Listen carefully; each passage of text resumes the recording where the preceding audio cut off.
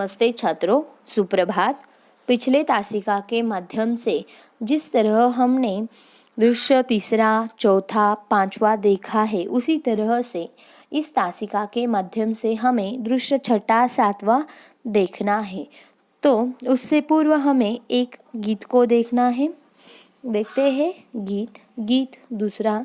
बंजर सी जमीन, दूषित है हवा, पानी को भी हमने गंदा कर दिया। बंजर सी जमीन, दूषित है हवा, पानी को भी हमने गंदा कर दिया। मौसम बदल रहा है, यहाँ यह हो गया, कभी तुम कहते हो वहाँ वह हो गया। मौसम बदल रहा है, यहाँ यह हो गया, कभी तुम कहते हो वहाँ वह हो गया।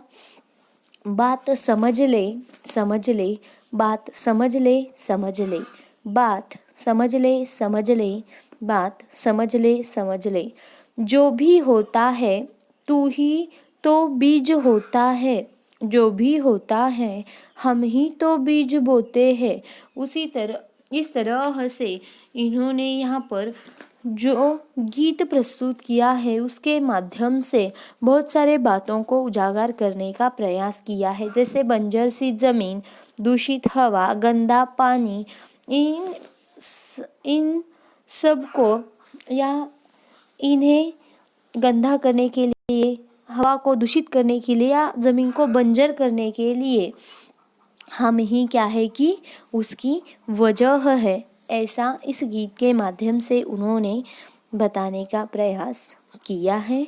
और आगे हम छठे दृश्य की ओर मुड़ते हैं। यहाँ पर 3 आदमियों में जो संवाद है उसे हमें देखना है। 1, 2 और 3 देखते हैं। यहाँ पर किस विषय पर संवाद जारी है। दृश्य छठा। 1, इतना परेशान क्यों लग रहा है। 2, क्या बताऊं, खेती करने के लिए मैंने अपना घर बेच दिया।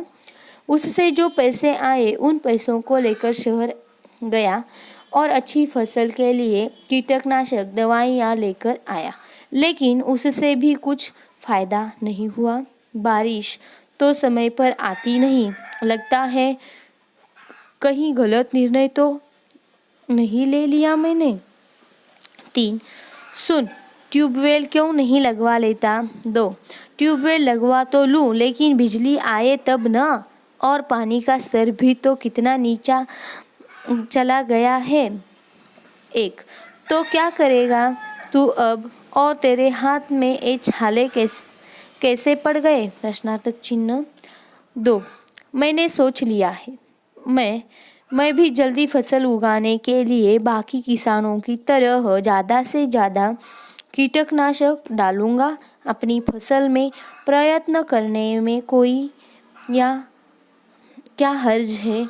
आगे 3, पागल मत बन, भूल गया कमलेश को यही सब इस्तेमाल करने की वजह से उसके हाथ जल गए थे और आर्थिक हालत भी खराब हो गई थी। कर्जा लिया, वक्त पर नहीं दे पाया तो तंग आकर उसने आत्महत्या कर ली। जरा सोच, अगर तुझे कुछ हो गया तो तेरे परिवार का क्या होगा, बच्चों का क्या होगा। 2, लेकिन मैं करूँ तो क्या करूँ। कभी बाढ़ आती है, कभी सूखा पड़ता है, कभी तूफान आ जाता है। अगर यह बारिश समय पर हो जाए तो हमारी आधी मुश्किल हल हो जाए। देखो, यहाँ पर बारिश समय पर न होने के कारण कितनी सारी मुश्किलातों को यहाँ पर उठाना पड़ रहा है। यह छठे दृश्य के माध्यम से उन्होंने बताने का प्रयास किया है कि उसने अपना घर बेचकर क्या कर दिया है कि फसल अच्छी आए, जल्दी से आए, इसीलिए उस फसल के लिए कीटनाशक दवाइयाँ लेकर आए हैं। और बारिश न होने के कारण या उस फसल के लिए पानी नहीं है, इसीलिए वह इतने परेशान है। आगे उन्होंने कहा है कि जिस तरह से बाकी के जो खेती करने वाले लोग हैं वह अपने फसल को उगाने के लिए या अच्छी फसल आए, इसीलिए जिस तरह से ज़्यादा कीटनाशक दवाइयाँ डालते हैं, उसी तरह से मैं भी क्या करूँगा कि मेरी फसल अच्छे से आए, इसलिए प्रयास करूँगा। प्रयास करने में तो कोई हर्ज नहीं है, ऐसा यहाँ पर कहते हैं। तो दूसरा आदमी कहता है कि अरे तू प्रयास कर, लेकिन पागल मत बन कि तेरे हाथ में जो छाले पड़ गए हैं वह उस कीटकनाशक की वजह से पड़ गए। तुझे क्या करना है कि पहले अपने हाथों को ठीक तो करवा ले। अगर तुझे उस कमलेश की तरह कुछ हो गया तो तेरे परिवार का और तेरे बच्चों का क्या होगा, ऐसा उसे वह समझदारी की बात बता रहा है। ऐसा छठे दृश्य में अरविंद जी ने बहुत अच्छे ढंग से यहाँ पर प्रस्तुत करने का प्रयास किया है। आगे देखते हैं दृश्य सातवें दृश्य की ओर मुड़ने से पूर्व और एक तीसरा गीत है, उसे हम यहाँ पर देखेंगे। काले मेघा पानी तो बरसाओ, काले मेघा पानी तो बरसाओ। आगे यहाँ पर पति पत्नी में जो संवाद है, उस संवाद को यहाँ पर उन्होंने क्या किया है कि बताया है। देखते हैं पति पत्नी में किस तरह का संवाद जारी है। पति, आज भी एक भी मछली नहीं फंसी। पत्नी, ऐसा कब तक चलेगा, घर में एक पैसा जो नहीं है, आज भी बच्चों को सिर्फ पानी पिलाकर सुलाना पड़ा। पति, मैं क्या करूं, जब से नदी के किनारे वह प्लांट लगा है, वे प्लांट सारा जहरीला केमिकल पानी में बहा देते हैं, जिसकी वजह से सारी मछलियां मर गई। आगे पत्नी, तो आप नदी के दूसरे पार क्यों नहीं चले जाते। पति, वहाँ भी यही हाल है। आगे वहाँ भी उद्योगों की वजह से मछलियाँ खत्म हो गई है, और अगर किसी ने पकड़ लिया तो अलग मुसीबत। अपने भाई से, भाई साहब, हम दोनों आपके साथ आपके गांव चलते हैं, हम जंगल में काम कर लेंगे, कम से कम बच्चों को भूखा तो नहीं सुलाना पड़ेगा।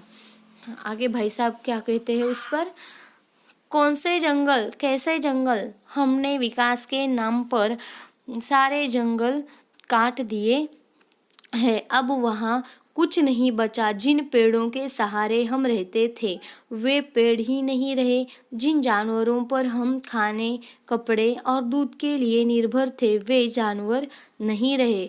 हमारे खेत जला दिए, नदियाँ गंदी कर दी, और अब वहाँ कुछ नहीं बचा छोटे, सिर्फ धुआं है धुआं, फैक्ट्रियों के कारखानों से निकलता हुआ धुआं, जिसने पूरे परिसर को दूषित कर रखा है। देखो यहाँ पर जो अपने भाई साहब से वो पूछताछ कर रहे कि हम तुम्हारे साथ गांव चलते हैं, क्योंकि यहाँ पर उसका जो व्यवसाय है मछली पकड़ने का, उसे बेचकर घर में पैसे लाकर बाल बच्चों को वह खिलाता था, पिलाता था। तो इन फैक्ट्रियों की केमिकलों से वह जो मछलियां हैं मर गई है, अब उसका जो व्यवसाय है वह बंद हो चुका है। इसीलिए उसके सामने एक बड़ी मुश्किल आ पड़ी है कि अब करे तो क्या करे। नदी में जो केमिकल मिल या उन फैक्ट्रियों का जो केमिकल है वह नदी में आने की वजह से जो मछलियाँ थी वह पूरी की पूरी खत्म हो गई है। अब जीने